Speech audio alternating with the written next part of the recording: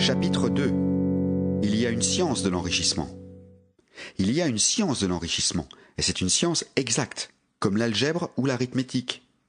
Il y a certaines lois qui gouvernent le processus d'acquisition de richesse, et une fois que ces lois sont apprises et suivies par qui que ce soit, cette personne deviendra riche avec une certitude mathématique. Le fait de posséder de l'argent ou du bien résulte de faire les choses d'une certaine façon. Et ceux qui font les choses de cette certaine façon, que ce soit volontairement ou accidentellement, deviennent riches. Pendant que ceux qui ne font pas les choses de cette certaine façon, peu importe la somme de travail fournie ou l'ampleur de leur capacité, restent pauvres. Il est une loi naturelle qui fait que les mêmes causes produisent toujours les mêmes effets.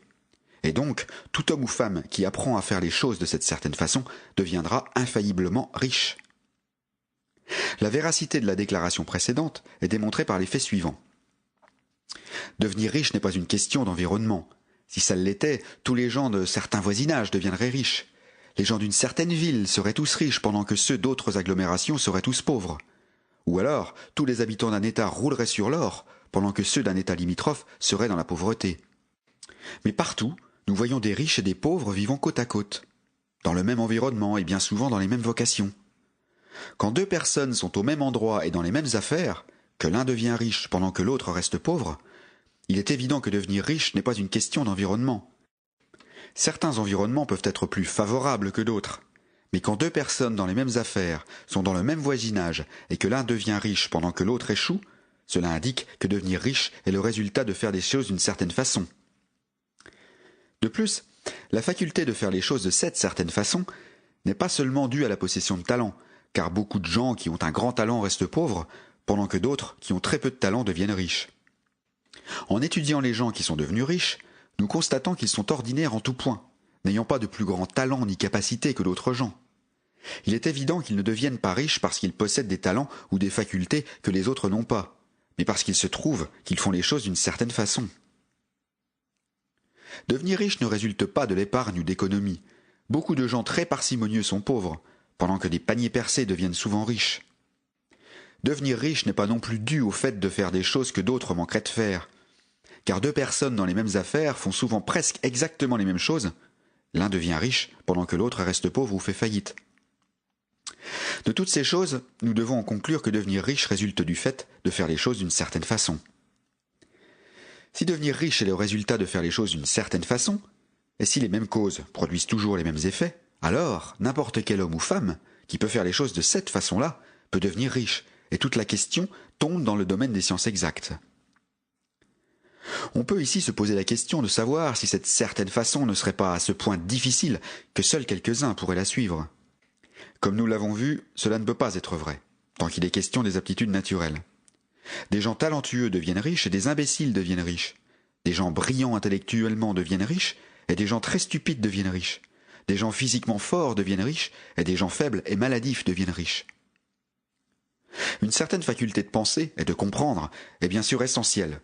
Mais dans la mesure où les aptitudes naturelles sont concernées, n'importe quel homme ou femme, avec suffisamment de raison pour lire et comprendre ces mots, peut devenir riche de façon certaine.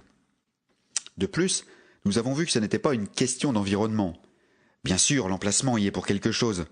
On ne voudrait pas aller au cœur du Sahara et espérer y faire des affaires réussies.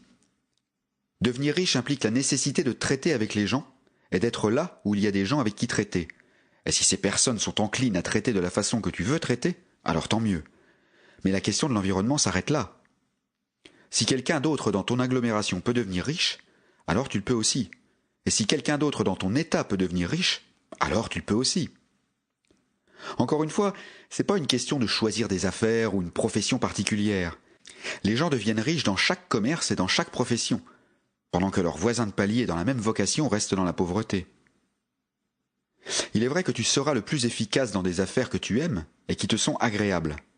Et si tu as certains talents qui sont bien développés, tu seras le plus efficace dans des affaires qui font appel à l'exercice de ces talents-là. De plus, tu seras le plus efficace dans des affaires qui s'accordent avec ton emplacement. Un comptoir de crème glacée sera plus approprié dans un climat chaud qu'au Groenland. Et une pêcherie de saumon aura plus de succès dans le nord-ouest qu'en Floride, où il n'y a pas de saumon.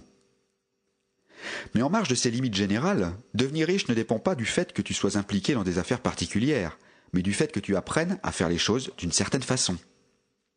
Si tu es présentement en affaires et qu'un autre au même endroit devient riche dans les mêmes affaires, alors que tu ne deviens pas riche, c'est simplement parce que tu ne fais pas les choses de la même façon que l'autre les fait. Personne n'est privé de devenir riche par manque de capital. Il est vrai qu'en ayant du capital, l'accroissement devient plus facile et plus rapide. Mais celui qui a du capital est déjà riche, et il n'a pas à considérer comment le devenir. Peu importe ton niveau de pauvreté, si tu commences à faire les choses d'une certaine façon, tu commenceras à être riche et tu commenceras à avoir du capital. L'acquisition de capital fait partie du processus pour devenir riche. Elle fait partie du résultat qui suit invariablement le fait de faire les choses de la certaine façon. Tu peux être le plus pauvre du continent et être endetté jusqu'au cou. Tu peux n'avoir ni amis, ni influence, ni ressources. Si tu commences à faire les choses de cette façon, tu dois infailliblement devenir riche, car les mêmes causes doivent produire toujours les mêmes effets. Si tu n'as pas de capital, tu peux obtenir du capital. Si tu es dans les mauvaises affaires, tu peux aller dans les bonnes affaires. Si tu es au mauvais endroit, tu peux aller au bon endroit. Et tu peux faire ainsi, en commençant dans tes affaires actuelles et à l'endroit où tu te trouves, à faire les choses de la certaine façon qui engendre toujours la réussite. Tu dois commencer à vivre en harmonie avec les lois qui gouvernent l'univers. Fin du chapitre 2.